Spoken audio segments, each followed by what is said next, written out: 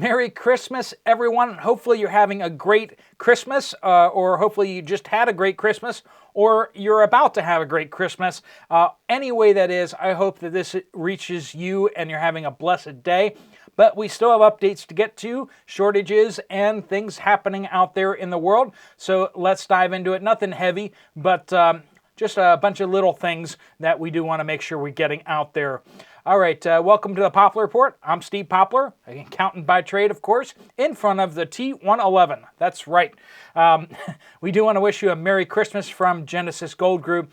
If you have any retirement funds that you want to find out what you can do with them with gold, silver, and platinum coins, Jonathan and his team would love to talk with you about that. All right, we have an update here from Brandon, Florida. That's right. Let's go, Brandon. Aldi there. I didn't know Brandon was a place, but apparently it is. Last week, the entire freezer section was empty at Aldi, except for the central case display, which has some frozen turkeys and desserts. Yesterday, the freezer case was full of food, yet it was caution taped closed with signs of "sorry for the inconvenience." Thought this was very odd considering the food was organized and looked ready for sale. Very low supply of the cheaper non-organic eggs. I bought the last two part skim ricotta containers. They had none last week. So 2 this week, none last week. Please do keep your updates coming in, by the way. Just use the word update and give us some sort of geographical location to let us know what you're seeing out there at the stores and everything else like that. Obviously, you're not going today because you can't go anywhere on Christmas Day, right? Alley Cat says, we traveled from Florida to Tennessee and noticed insects wrapped in candy, and the display was clearly designed to attract kids. They're in every gift shop we visited. I pointed it out to my kids so they'd be aware of the attempt to normalize eating bugs to kids their age. Also to be aware that even cozy old-time stores have bioengineered ingredients in the mixes for pancakes, biscuits, cornbread, etc. I'm in the north of Florida, and our mortgage has increased $300 a month since December 2020. That hurts. And that's a lot. I mean, if you're an adjustable rate mortgage, that's definitely hitting hard. And like a lot of us would say is like, there's nothing bad about eating insects or bugs, right? I mean, people down in South America choose to do so. People in Asia choose to do so. And it's, if people want to eat bugs here in the United States, I mean, more power to you, right?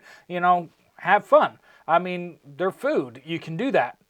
You need to be aware of what you're getting into. Like if you're allergic to shellfish, you very may well be allergic to certain insects as well. If you have dietary, religious, things, you need to be aware that insects may not be compatible with your religion. So there's that too. But then also it's just the forcing of this and sneaking this into, especially when we know that a lot of these insects do trigger people's shellfish allergic reactions, and then they're just going to stick this in people's food without giving them a shellfish allergy warning. And that's one of the things that just drives everyone nuts, and the idea that they're going to try to take away everyone's beef, take away people's choices, and start forcing them to eat bugs. And I think that's what really drives us kind of crazy. So, hey, if you want to try them out, go for it. But don't let anyone force you to eat bugs, right? They continue on, Merry Christmas, Steve. Thanks for the channel and the newsletter. That's right. We have our newsletter going strong, and it's very practical, very focused on how to take steps to get more prepared and what you can do to save money and things like that. It has tips from you guys every week. So several of your tips actually get picked out of the updates and comment sections and actually get used for the newsletter as well. So lots of great information on that, and it's free, of course. Down in the pinned comment, there'll be a link. You just put your email address in there, and we also do giveaways and everything like that too. So if you're not already on the newsletter, you might want to hop on there. Mary says, my homeowner's insurance went up this year by $500. Last year, it went up by $300. Plus, there was an addendum to the policy that states my policy will automatically increase by 6% next year and also 6% the following 3 more years. 3% inflation, but yet in your contract it says 6%. What's up with that? It's almost like the insurance companies, who are usually pretty savvy, know more than what the government does. Crazy out there. Watch yourselves, and also don't be afraid to shop around and see if you can get lower insurance rates out there.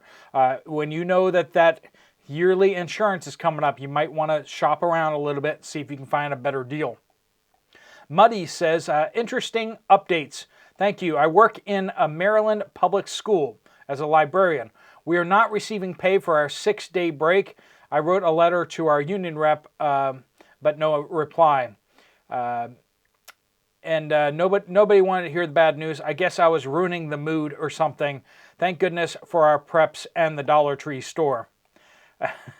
You got to get through somehow, right? Hopefully things turn out for you there in Maryland. Buck says, our local hospitals in Northeast Tennessee are requiring their staff to wear the mask again. We're hearing a good number of reports out there that masks are being required again at particularly medical facilities, but we're also hearing more and more out there places are starting to require them again. I know. Here we go again, right? Over in India, apparently it's already mandatory in a lot of places. Courtney says hospitals in Dayton, Ohio are limiting visitors again, including no children. And that's just brutal. That is brutal, isn't it? I mean, if you're sick in the hospital, they're not going to let your kids come visit you. That's just Dayton, Ohio hospitals. KH says, Green Bay, Wisconsin, my homeowner's insurance went up $200.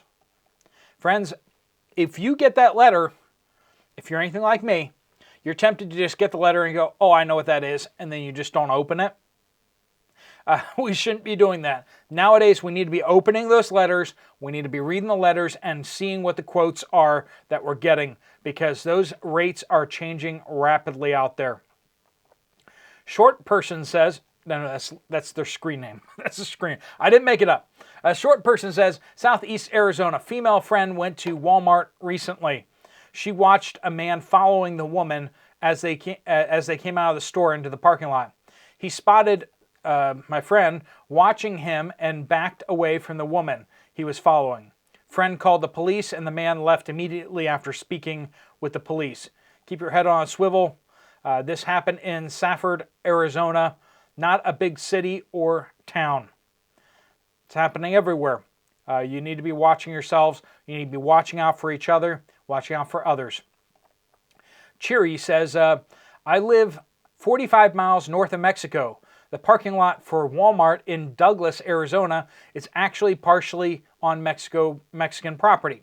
So like the Walmart's like partially in Mexico. There is no wall. There are small hills that anyone can walk over. The checkpoint that I have to drive through on my way home is only occasionally checking people. I asked a Border Patrol agent why people don't just walk across those hills or through the Walmart parking lot to get here. His response was that they wouldn't want to do that because they want to be processed. If they come across undetected, there are no perks for doing so. They will cross where they can be given cash and amenities, as well as a date to appear in court several years in the future. And we're seeing out there that it's 8 years into the future. You can't get a 6-month visa to come to the United States, but you can get it if you come over and claim asylum. Even if it's fraudulent, you get 8 years free in the United States, and you get all sorts of freebies. Why in the world are people paying for visas to come to the United States? It's ridiculous. And we're hearing, here, Geed says, Southern California, Border Patrol checkpoints closed, and I watch white buses from the Border Patrol unloading hundreds and hundreds of them in front of my workplace. Mostly Hispanic, African, and Asian military-aged males. I have seen a couple of women, but no children at all. Military-aged males from Africa, Asia. Does that ring any alarm bells for anybody out there? We're being invaded. It doesn't get any more clear than that. These are not people who families are coming across the border. Generally speaking, this is people intentionally coming over to the United States to get jobs or for other nefarious purposes that we don't know, because we don't know who these people are. The government doesn't know who they are. They're making up names. They're getting names that they just declare. They're not coming with any paperwork, no background checks. It's absolutely ridiculous. And they're sitting here for 8 years before anyone even investigates them whatsoever in their case. Absolutely insane. Treasonous, some could say. Mom says Chicago got 3 more busloads of immigrants, and they don't know what to do with them. They were dropped off near the Greyhound bus station yesterday. Some were sent elsewhere after they got some food. One person said that they were on the buses for 3 days with only a few stops. Governor Abbott is sending them as fast as he can. And this is from Adam on a similar topic. Update on immigration. I live by Aurora, Illinois, a suburb of Chicago. There are buses full of immigrants from Texas getting dropped off and told they're already in Chicago when they're outside Chicago, right? They're walking down the expressway with blankets. Things are spiraling. Prep and pray harder. Friends, this is going to come to a boiling point, you know? You know when you see the water, it's heating up, and you see the first couple bubbles going up. And it's just, you see the bubbles and you're like, is it boiling? Well, it's not really boiling, because when it boils, it starts going crazy, right? And things are moving that direction. We're seeing the bubbles come up. We're seeing the bubbles coming up faster and faster and faster. But pretty soon we're going to see the whole thing turn into a raging, crazy boil, right? All right, well, if you guys want to get some more information from Genesis Gold Group about what you can do for your retirement accounts, there's a link right there. You can fill out the form, and they'll be getting back to you once they get back to the office, of course. If you want to check out another video from this channel, there's one right up here. Thanks so much for joining us. Steve Poplar of The Poplar Report, out.